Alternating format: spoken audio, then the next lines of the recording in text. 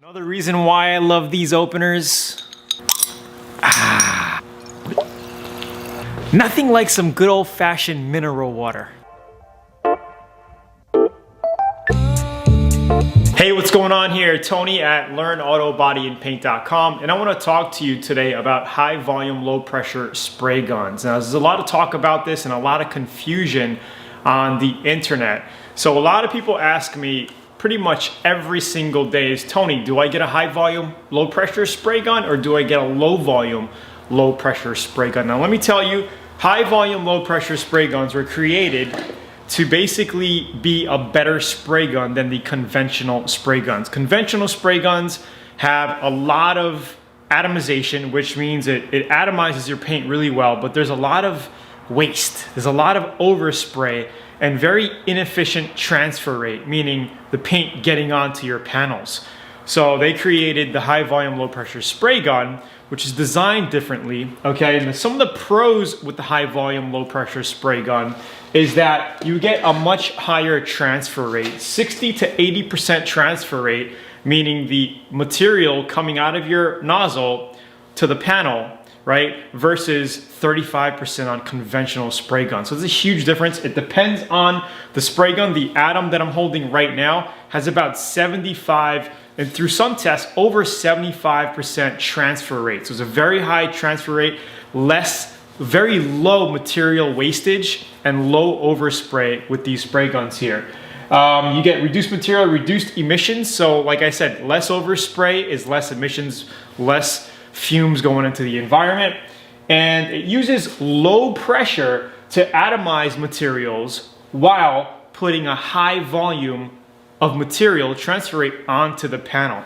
And a lot of people ask me, Tony, well, should I be using a small compressor or a big compressor? Well, a high volume, low pressure spray gun needs more air volume, okay, to operate. You're gonna need a bigger compressor. Again, it all depends if you're working on a small project or a big project. So if you're doing maybe just a fender on a car, you know, or a quarter panel or a touch-up, and you have a 30-gallon, 3.5 horsepower compressor that puts out 10 to 12 CFM, you can do it. You're not gonna have a problem. If you go try to paint the whole car with a 30-gallon air compressor with putting out that kind of volume, this thing is gonna suck up and eat a lot more volume. All right, so we're gonna need to feed it 26 to 28 pounds trigger pulled on this air gauge here.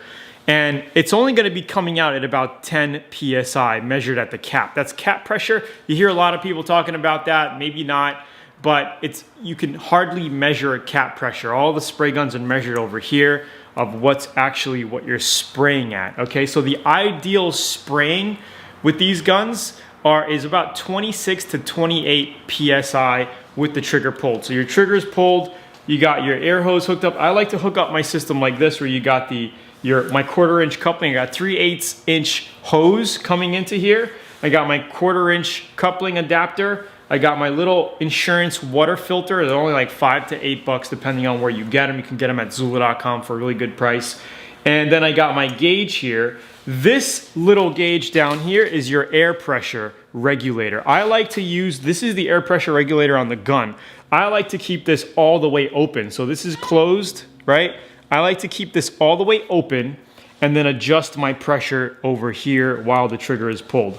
All right, usually when you're spraying base coats, you're spraying at about 26, 27 PSI on average. It depends if it's a hot day or a colder day, your air pressure is gonna fluctuate a little bit, right?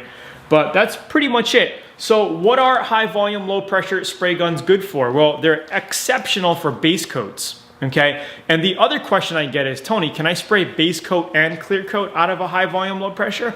Absolutely, okay? A lot of people do it, I do it. You can spray both base and clear. Some people, they get technical. Some painting experts get technical and they like to use the high volume, low pressure for base coats only, okay? Because it has a great transfer efficiency rate, and it's also great for spraying metallics, okay? Because it atomizes really well. It puts the paint on the panel really well. So high volume, low pressure is really good for base coats, also for waterborne paints. This thing is really, really good for.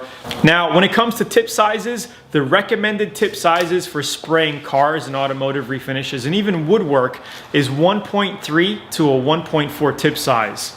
What we have on here, what we have on this Atom is a 1.3 tip size, as you can see, and this is a high volume, low pressure. So you can see that these holes here are going to be bigger than a low volume, low pressure setup.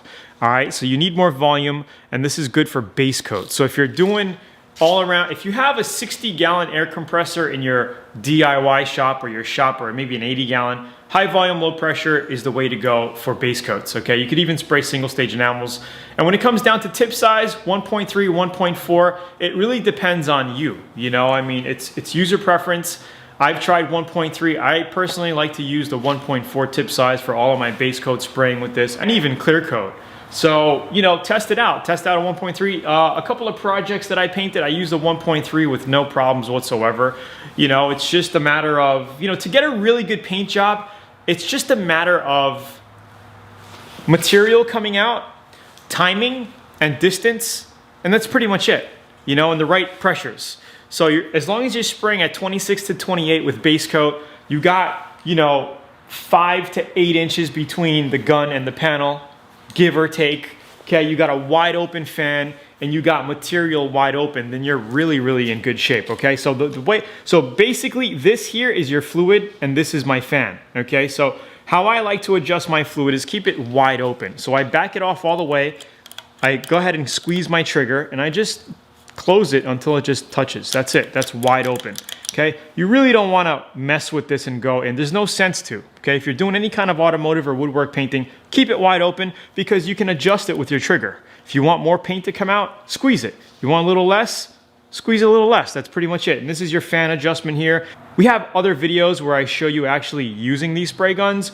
This video is just more of a bullet point list talking about it and wide open. So if I want to narrow my fan down, I'll just go like this. It'll come out like a stream. Of course, you're going to want to lower your pressure because you're condensing. You're making your fan pattern really low here, really small. So you're going to have to lower your pressure if you're doing any kind of graphics work. And that's pretty much it. So hopefully this answered some of your common questions. I'm going to go over into low volume, low pressure spray guns and why maybe a low volume, low pressure might be a better choice for you. Again, it all depends. And it's Tony here. Thanks for watching the video. Please like, share, subscribe, comment below if you have any questions, and do check out the Atom spray guns. They are fantastic, awesome, high quality guns. They are all I use right now for automotive painting and woodwork refinishing as well. I just did a project on some wood, came out fantastic. So it's Tony here. This is the Atom X27. Check it out on Google, and I'll talk to you soon. Have a good day. Bye.